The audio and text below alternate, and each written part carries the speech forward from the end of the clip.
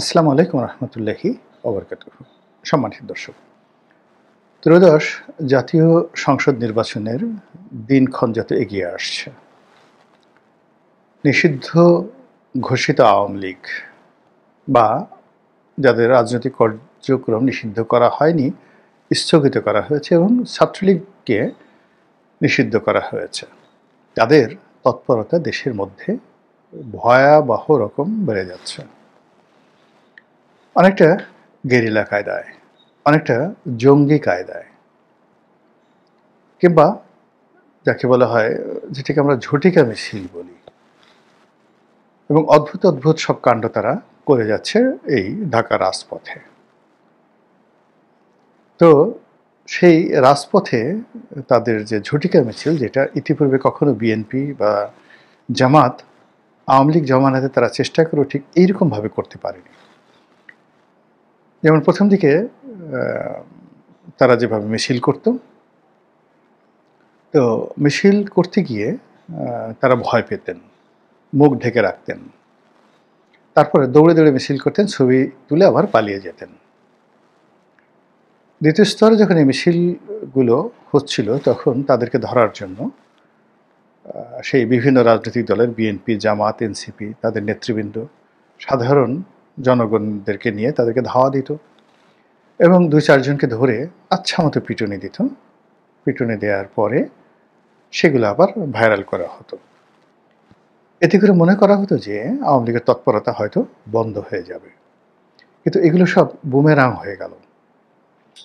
Boomerang হয়ে তারা, দেখা গেল আওয়ামী লীগের যারা লোকজন, তারা শক্তিমত্তা অর্জন করলো এবং মিছিলে যারা অংশগ্রহণ করছে তাদের সাহস শক্তি বাড়লো, সংখ্যা বাড়লো, এবং সবচেয়ে বড় ব্যাপারটা হলো কয়েকটি ক্ষেত্রে তারা পুলিশের হাত থেকে, মানে এত তাদের সংখ্যা বড় হয়ে গেল যে ওই মব করে আগে যেভাবে তাদেরকে দমন করা যেত, তো সেটা হলো না। ফলে রাষ্ট্রের পক্ষ থেকে পুলিশকে বাধ্য করা হলো যে এখন যে এলাকাতে আওয়ামী লীগের লোকজন মিছিল করবে সে এলাকার ওসির খবর আছে এবং যেভাবে হোক আওয়ামী লীগের লোকজন ধরতে হবে। তো এতে করে পুলিশ তার চাকরি বাঁচানোর জন্য মিছিল হোক বা না হোক, তাকে নিয়মিতভাবে এই আওয়ামী লীগের লোকজন গ্রেপ্তার করতে হচ্ছে এবং দেখাতে হচ্ছে।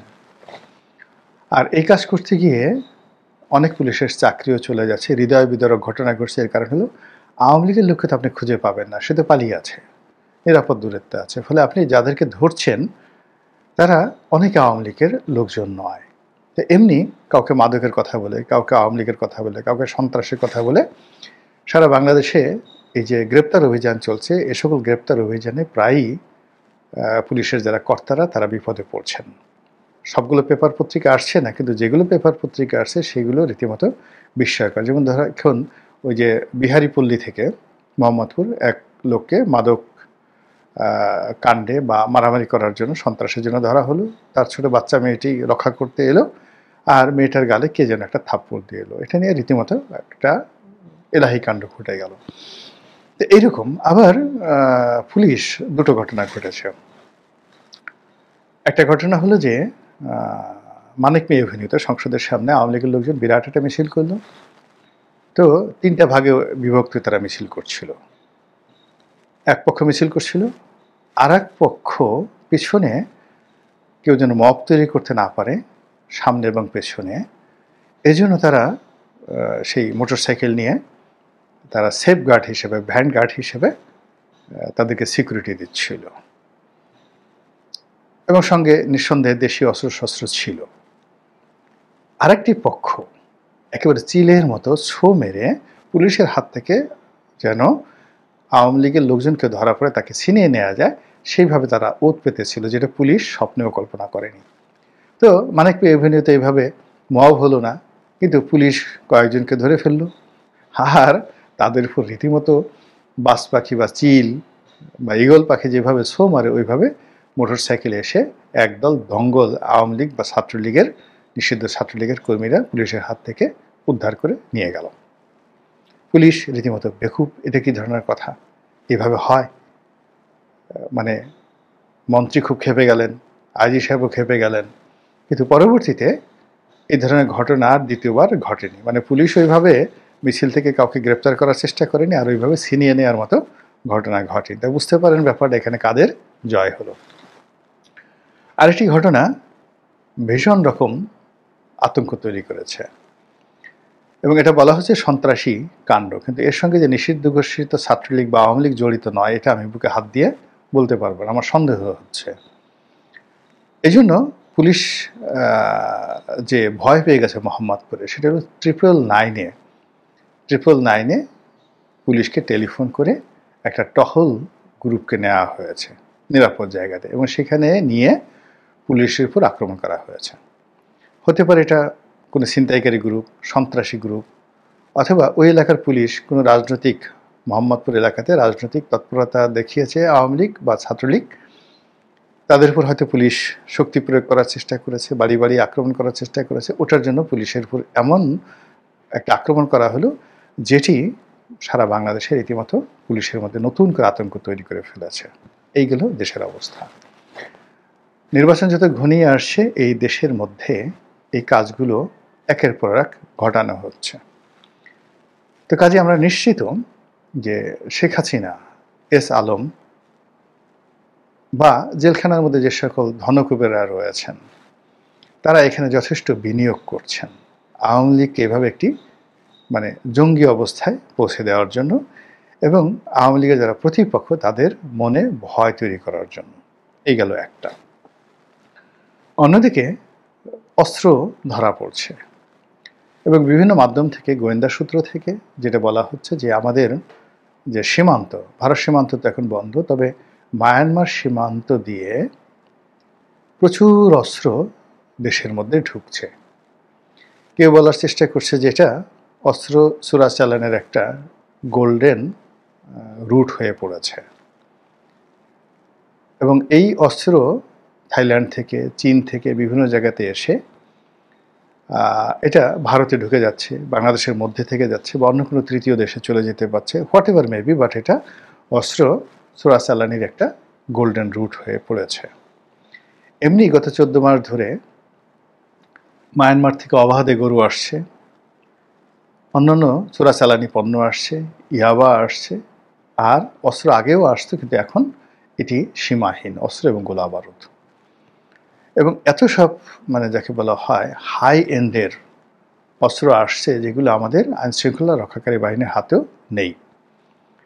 কেউ বলার চেষ্টা করছে যে এ সকল অস্ত্র দিয়ে একটা গেরিলা যুদ্ধ করার জন্য একটি অশুভ শক্তি, পঞ্চম বাহিনী দেশবিরোধী তৎপরতায় লিপ্ত। কেউ স্বভাবসুলভভাবে এই কাজের জন্য আওয়ামী লীগকে দায়ী করছে, কেউ এটাকে মার্কিন ডিপ স্টেটের পলিসির কথা বলা হচ্ছে, কেউ এটাকে রোহিঙ্গাদের কাণ্ড হিসেবে বলার চেষ্টা করছে, হোয়াট এভার মেবি, কিন্তু ঘটনা তো সত্য। এবং এই কারণ কি হলো, পুরো কক্সবাজার, টেকনাফ, উখিয়া থেকে শুরু করে এই এলাকার বিস্তীর্ণ অঞ্চলের মানুষের জীবনযাত্রা রীতিমতো হারাম হয়ে গেছে। আচ্ছা, এই ঘটনা যখন ঘটছে, তখন আমাদের রাজধানীর নিরাপত্তা ব্যবস্থা, জনজীবনের স্বাভাবিক নিরাপত্তা বোধ এবং রাজনীতিবিদদের মধ্যে যে আতঙ্ক তুঙ্গে গিয়ে পৌঁছে গেছে। এই যখন দেশের অবস্থা, তখন দেশের বাইরে, বিশেষ করে ইউরোপে এবং আমেরিকাতে আওয়ামী লীগের যে তৎপরতা, এটি রীতিমতো কপালে চোখ ওঠার মতো। আওয়ামী লীগের কতগুলো পরিচিত মুখ রয়েছে যারা সোশ্যাল সামাজিক মাধ্যমে এসে খুব গালাগাল করেন। এদের মানে গালাগাল আগে তারা সোশ্যাল মাধ্যমে করতো, এখন তারা গিয়ে অনেকটা মাস্তানের মতো করে ইচ্ছা মতো প্যারিসে চলে যাচ্ছেন, ইচ্ছা মতো ইটালি চলে যাচ্ছেন, ইচ্ছা মতো ইংল্যান্ডে চলে আসছেন, আবার আমেরিকাতে যাচ্ছেন। মানে আওয়ামী লীগ অন্তত কয়েকশো এরকম আন্তর্জাতিক মাস্তান তৈরি হয়েছে, দাউদ ইব্রাহিম তৈরি হয়েছে, ডন তৈরি হয়েছে, যারা আওয়ামী লীগের প্রতিপক্ষ, সেটা বিএনপি হোক, জামাত হোক, কিংবা সেটি ডক্টর মোহাম্মদ ইউনূসের লোকজন হোক, তাদেরকে ভয় দেখানোর জন্য এই গত 14 মাসে তারা যেভাবে একের পর এক কাণ্ড সেই ইউরোপে আমেরিকাতে ঘটাচ্ছে, কল্পনা করা যায় যে একজন উপদেষ্টা সে একটা অনুষ্ঠান করতে গেছে নিউ ইয়র্কের বাংলাদেশ কনসুলেট অফিসে। আপনারা তো জানেন যে বাংলাদেশের যে দূতাবাস সেটা হলো ওয়াশিংটনে, এবং ওখানে বড় বড় শহরগুলোতে, ছোট ছোট শহরগুলোতে সেখানে কাউন্সিলর আছে বা কনসুলেট অফিস আছে, যেগুলো সরাসরি দেখা যাচ্ছে কাউকে কনসাল জেনারেল নিয়োগ দেওয়া হয়, সে নিজে একটা অফিস মেনটেন করে, আর রাষ্ট্র এখানে সাব অফিস হিসেবে বেশ কয়েকটা তাদের যে কাউন্সিল অফিস আছে তার মধ্যে সবচেয়ে বড় অফিসটি কনসুলেট অফিস, সেটা হলো নিউ ইয়র্কে। তো সেই নিউ ইয়র্কের রাষ্ট্রীয় কনসুলেট অফিসের মধ্যে আওয়ামী লীগের লোকজন ঢুকে গেল। তারা সেখানে ঢুকে মারপিট করলো, ভাঙচুর করলো।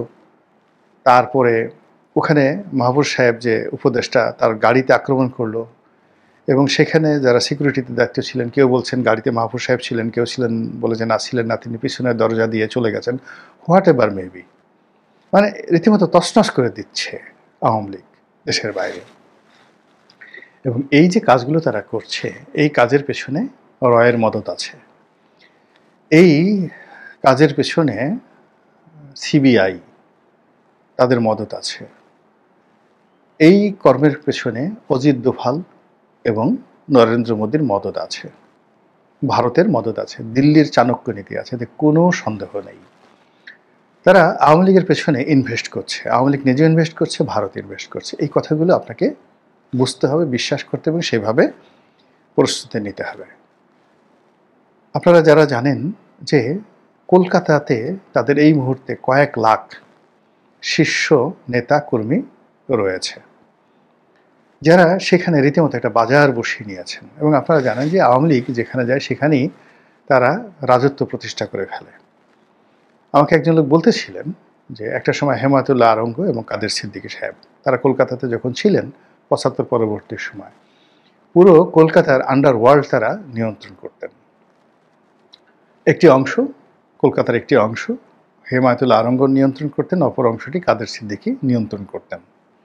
আরঙ্গ সাহেব মারা গেছেন, কাদের সিদ্দিকী জীবিত আছেন। এটা বদনাম হতে পারে, দুর্নাম হতে পারে, বাট এটাই সত্য। আর যে লোক আমাকে বলেছেন সেটা হলো তিনি কলকাতাতে গেছেন এবং একটা নির্দিষ্ট এলাকাতে গিয়ে তার মানিব্যাগ হারানো গিয়েছে। তো সবাই বললো যে এখানে মানিব্যাগ যদি পেতে হয় তুমি আরঙ্গ দাদার কাছে যাও। শিয়ালদহ স্টেশনের তার এই ঘটনা ঘটেছে, তিনি তার কাছে গেলেন এবং সে ঠিকই তার পরের দিন তাকে সেই মানিব্যাগ ফেরত দেওয়া হলো। তো এইরকম ছিল আওয়ামী লীগের ক্ষমতা। তো সেই আওয়ামী লীগের ক্ষমতা যদি ৭৫, ৭৬, ৭৭, ৮০ এই সময়টাতে এইরকম হয়, তো এখন আওয়ামী লীগের অবস্থা কেমন হতে পারে? তারা পুরো কলকাতার নিয়ন্ত্রণ নিয়ে নিয়েছে। কলকাতা পুলিশ, কলকাতার আন্ডারওয়ার্ল্ড, কলকাতার রাজনীতি, এবং মমতা ব্যানার্জি বা অমিত শাহ কিংবা ধরুন ওখানে যে সকল বিজেপি নেতা রয়েছেন, তাদের পুরো আওয়ামী লীগের যে কী প্রভাব এই মুহূর্তে ওখানে রয়েছে সেটা আওয়ামী লীগের লোকজনদের ওখানে ঢলাঢলি দেখলেই বুঝতে পারবেন। সেখানে আওয়ামী লীগ অফিস নিয়েছে, নিয়মিত সেখানে আড্ডা হচ্ছে, চা সিঙ্গারা কস্তুরি, চা সিঙ্গারা ফুলুরি, তারপরে চা কফি, কত কিছু। এবং সেখানে এবং সর্বশেষ এই যে একজন মেজর জেনারেল বাংলাদেশ থেকে পালিয়ে গেলেন, মিস্টার কবির, সপরিবারে নাকি তিনি পালিয়ে গেছেন। তিনি সেখানে গিয়ে সেই প্রাসাদ বসবাস করছেন এবং এখানে সামরিক, বেসামরিক, পুলিশের লোক, স্বরাষ্ট্রমন্ত্রী সবাই মিলিয়ে ওখানে একটা মিনি বাংলাদেশ তারা গড়ে তুলেছেন।